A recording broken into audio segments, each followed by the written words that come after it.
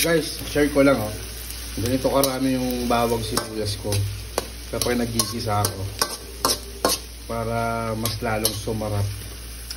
Imagine, lulutuin ko lang dyan 2 kilos na pork. Magluluto sa yung kaldereta, pero ganyan kadaming bawang sibuyas. Tapos may bell pepper ako. Kung makikita nyo yung kamatis ko, ganyan kadami din oh. Yan. Tapos may patatas tayo. Request kasi ni Papa yan. Yan. Ganyan kadami nilalagay ko para mas masarap. Ay yung technique sa masarap na pagluluto. Damihan nyo ng bawang at sibuyas. Yung rekado. Diba? Kahit medyo mahal yung mga bilihin, at least hindi mo sasacrifice yung sarap ng pagkain. Tinulog ko na yung kamatis. Yan. Mas maraming kamatis pa yan. Yes, kumakain po ako ng pork.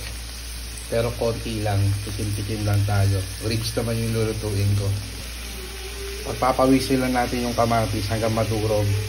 Kailangan gisang-gisa talaga yan. Yung tipong parang tomato sauce na. Kasi pa nagkakadereta ako, hindi ako naglalagay ng tomato sauce.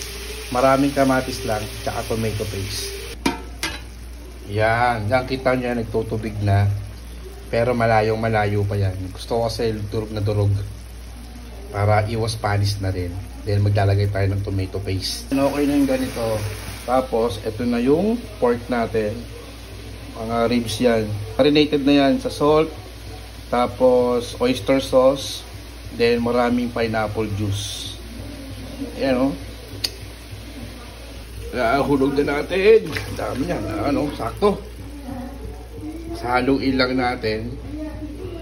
Then hintayin lumambot. Nahalo na natin. So tatakpan na lang natin to. For sure hindi mapapanis to kasi gisang-gisa yan. Takpan natin kasi magtutubig pa yan. Ayun na, nagtutubig na yan. Konting palambot pa yan. Lalagyan pa natin ng tubig para malambot na malambot.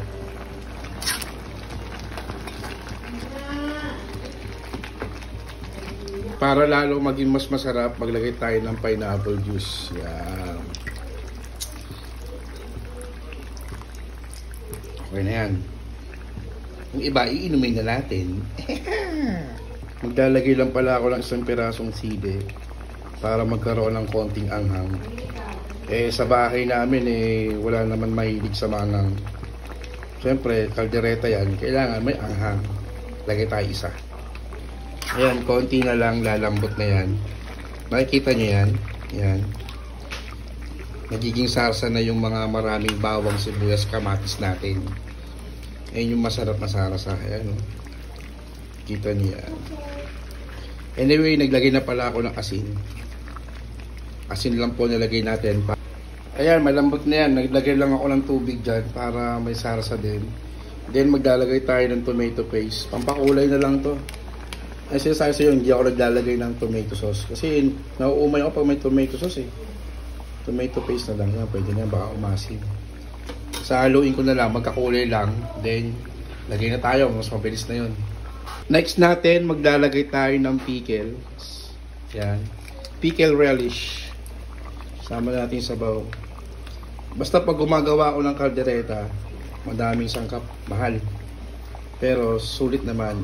Ito na yung pinaka specialty ko. Lahat na natin yan. Hindi na ako nagtira, nilahat ko na, baka masira pa, wala na rin paggagamitan nito. At syempre maglalagay tayo ng rino. Yan. Wait lang, kutsarain muna natin. Hirap po. Ito na yung rino, isang buo. Ngayon na yung pampalapot natin. Sarap na ito. Pag sobrang lapot, maglalagay pa tayo ng tubig. Ganito po ako gumawa ng kaldereta, magastos po talaga. Pero sarap na ito, promise. Gustong-gusto nila to. Yan. Kaya pag may oras, luluto tayo dito palagi. Favorite kasi nila yan. Ito yung kaldereta ko na walang kulay, walang tomato sauce, kundi kamatis lang, tsaka tomato paste. Yan, kulo na lang para iwas panis. As gulay, ayun ang gulay natin, ng konti lang. Yan, kita nyo ba yan? Delikado yan, no? Yung buto na yan. Nagkakalasa na yung buto. Ayun ang indication na malambot na yung baboy natin. Bago ko pala makalimutan, maglalagay tayo ng Eden cheese. Konti lang, mga kalahati lang nito. Siyempre, para creamy yung kaldereta natin, no? Kitang-kita niyo yan. Ganyan magluto ng kaldereta. Yun na yung mga cheese. Hintay lang natin matunaw. Tapos okay na yan. Sakto na rin yung sauce. Okay na ako sa sauce na yan. Then, kakain na tayo. Iwasan ko kasi matanggal yung mga buto. Delikado pag kumain kami.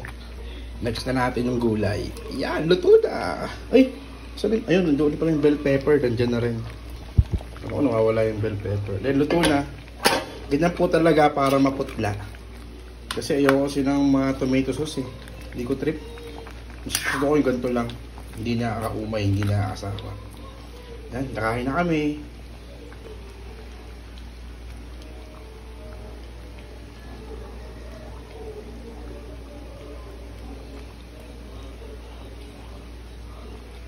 Kumakain din po ako ng pork. Pero konti lang. Siyempre, kailangan din natin ng protein sa katawan. Sabi niya nila in moderation lang. Pero mas masarap yung sarsa lang titirahin natin dyan. Tsaka yung mga gulay. Siyempre, kukuha tayo ng pork. Ayoko naman din maging sa inyo, di ba? Sabihin nyo, nasisinungaling tayo. Kakain pa rin tayo ng pork. Ingat po palagi and God bless sa atin lahat. Kain po. Ito ang kanin ko. Konti. Ito lang po. Kain po.